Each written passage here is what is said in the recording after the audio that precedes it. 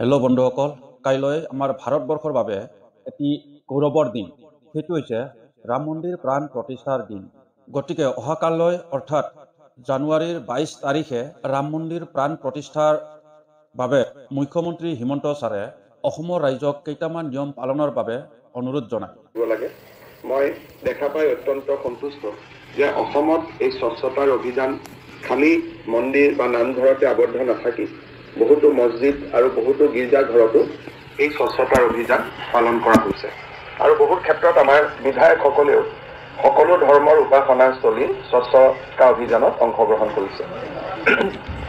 আপোনালোক সকলোৱে ইতিমধ্যে জানে যে যোৱাকালি আমি 2 বজালৈকে চৰকাৰী কাৰ্যালয়সমূহ বন্ধ ঘোষণা কৰিছোঁ। দুই এটা প্ৰশ্ন মানুহৰ মাজত আছিলে যে শিক্ষানুষ্ঠানসমূহ আকৌ 2টা বজাৰ পিছত হোৱাটো সম্ভৱ হ'ব জানো। সেইকাৰণে আমি সিদ্ধান্ত লৈছোঁ যে শিক্ষানুষ্ঠানসমূহ গোটেই দিনটোৱে বন্ধ থাকিব। শিক্ষানুষ্ঠানসমূহত অৰ্ধছুটি নহয়, শিক্ষানুষ্ঠানসমূহ সমগ্ৰ দিনটোৰ বাবে বন্ধ থাকিব। চৰকাৰী কাৰ্যালয়সমূহ 2 বজালৈকে বন্ধ থাকিব। School and universities will be close for entire day. দ্বিতীয়তে মই এইটো আমি কোনো নিৰ্দেশ দিয়া নাই বা কোনো আমি গভৰ্ণমেণ্ট নটিফিকেশ্যন আমি ইছ্যু কৰিব খোজা নাই।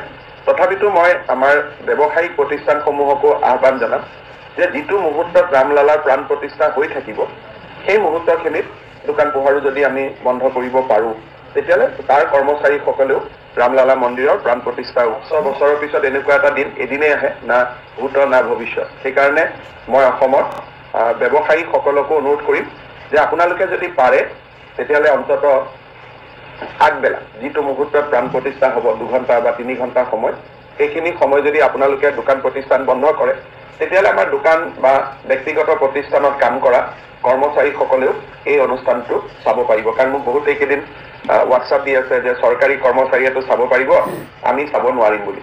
গতিকে সেই পৰিপ্ৰেক্ষিতত মই আহ্বান জনাম, আমি কোনো গভৰ্ণমেণ্ট অৰ্ডাৰ ইছ্যু নকৰোঁ এইটো ক্ষেত্ৰত, যে যদি পাৰে আপোনালোকে একজেক্টলি সেই সময়ছোৱাত আপোনালোকে যদি কমাৰ্চিয়েল এষ্টাব্লিছমেণ্ট আদি বন্ধ কৰিব পাৰে তেতিয়াহ'লে বাকী সকলেও প্ৰাণ প্ৰতিষ্ঠা উৎসৱটো ভালকৈ চাব পাৰিব।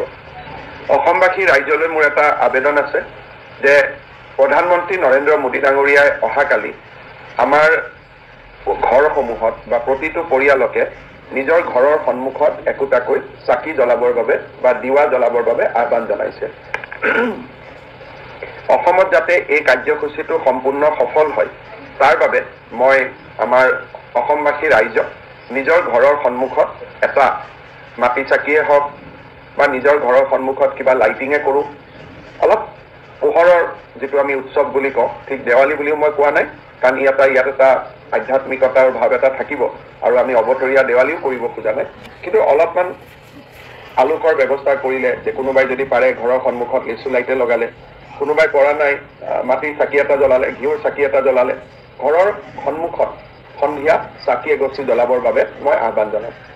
ইতিমধ্যে মই আৰু এটা আহ্বান জনাইছোঁ যে আমাৰ আই মাতৃসকলক ৰামলালা প্ৰতিষ্ঠা হোৱাৰ পিছত কালি গধূলি আমাৰ নিজৰ নিজৰ নামঘৰসমূহত আমি যাতে অলপ নাম কীৰ্তন কৰি পৰিৱেশটো আৰু অধিক এটা আধ্যাত্মিকতাৰ ৰূপ দিয়াৰ বাবে চেষ্টা কৰোঁ।